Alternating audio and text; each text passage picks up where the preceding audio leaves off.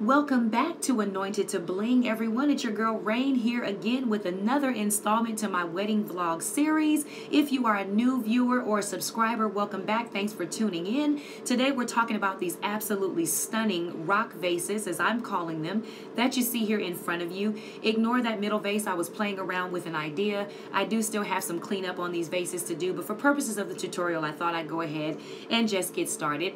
I want to give a shout out right now to Reina Moe, who is another fabulous YouTube designer. I'm not sure if she saw the original vases that I made using these same beer steins and similar concept, but I did see hers using different vases, and I want to show you how to make these stunning vases using all Dollar Tree items for just a few bucks to make. So if you want to find out how I did it, stay tuned.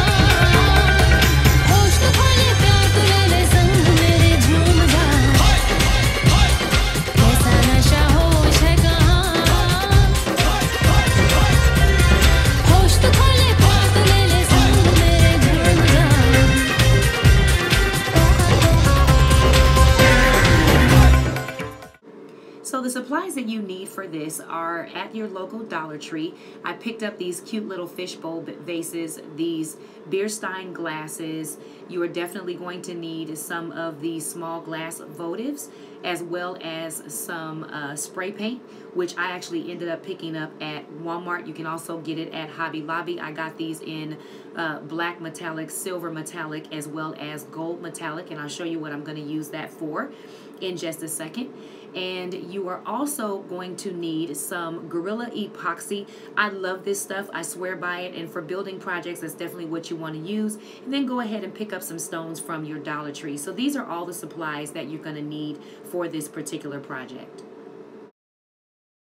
So the first thing you're going to need is some sort of a pan to kind of dump these rocks out. I just grabbed 3 of the pans that I saw at the Dollar Tree in their dishes and foil section, and I'm just spreading those rocks out to prepare them for the spray paint. I've got, again, 3 different colors: the gold, the silver, and the black.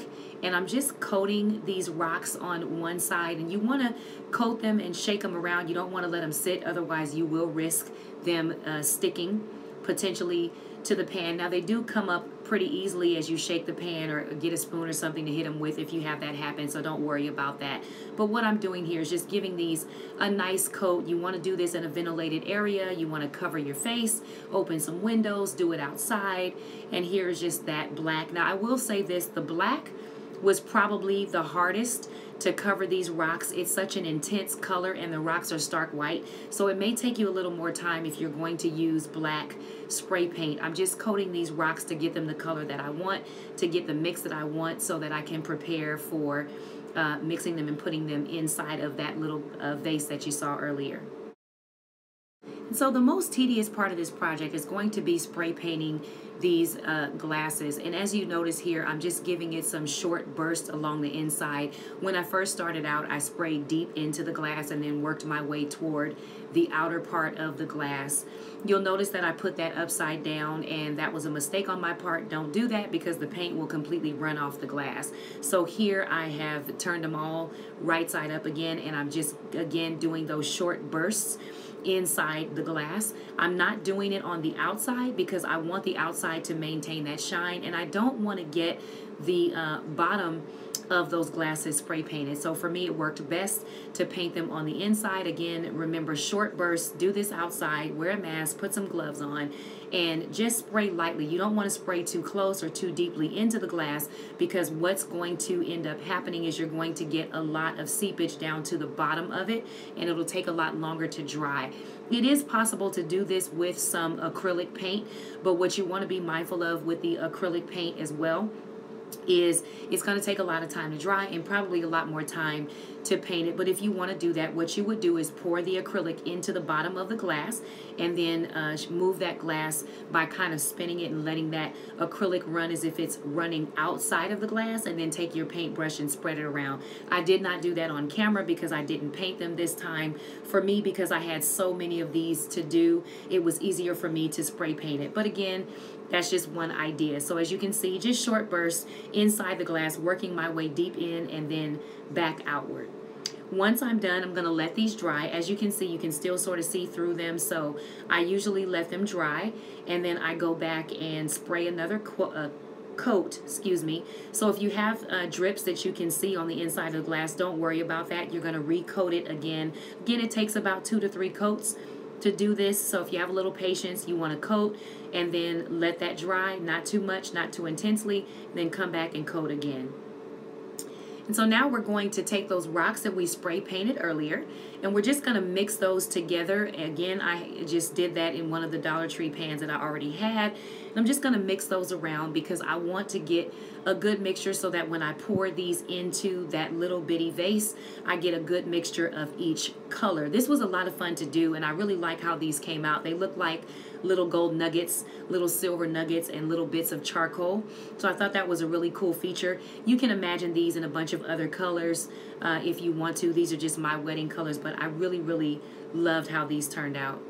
For the next phase of this, which is blinging out those little candle votives that we bought earlier, I pre-cut my strips. The key to this is having really good scissors, guys. If you don't want those extra stringies on the side of your bling, you want to get some really, really good scissors. I use barbering or hair scissors for this to get a good sharp cut.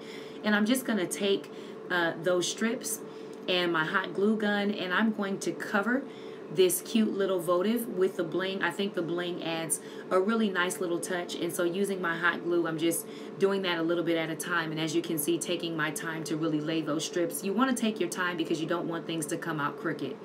And so now that everything is done and nice and mixed and my votives are all blinged out, it is time now to start building. So as you can see, forgive my cup in the way, I've got my Gorilla Glue. I've already put some rocks in some of those vases. I've got to take those tags off the vases, which I totally forgot to do from the very beginning of this, but that's okay. And you see I've got also the glasses, and I'm ready to start building.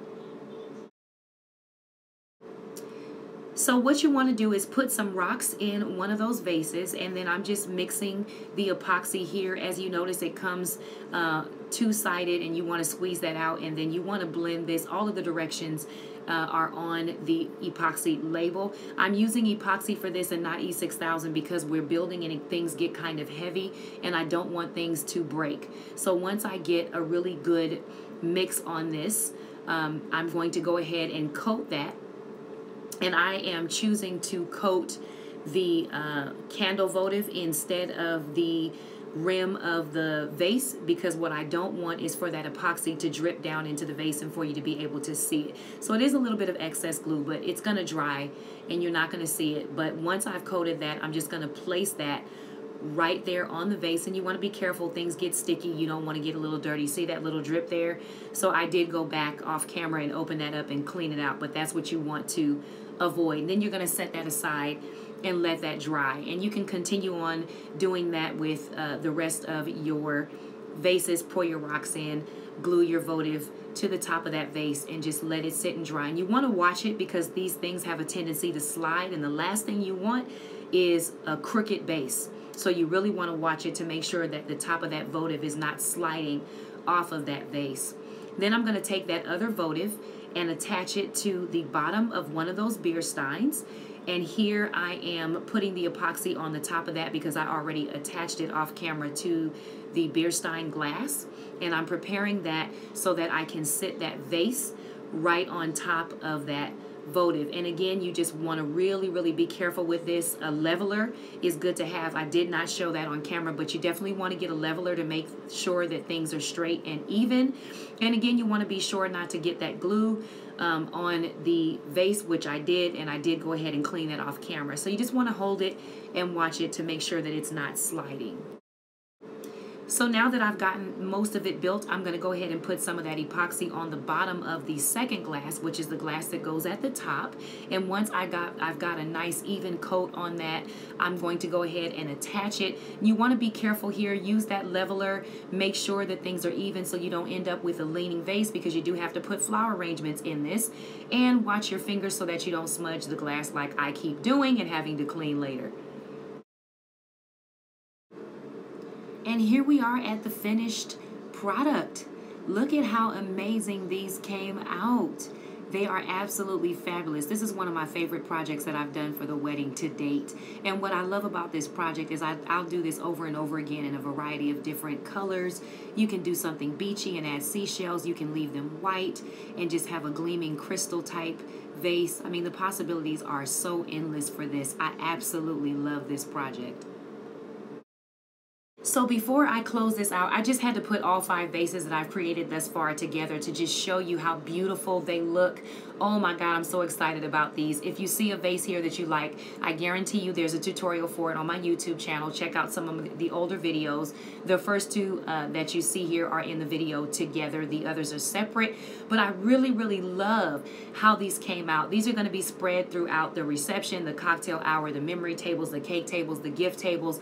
But they really have a beautiful flow that I just had to come back and show you. I love every single one of these vases. I'm even going to put some in my house, and the possibilities with this are endless. So I hope you make this project and have a lot of fun with it. I hope you enjoyed this tutorial. If you did, leave me some love, comment, subscribe, share me with a friend.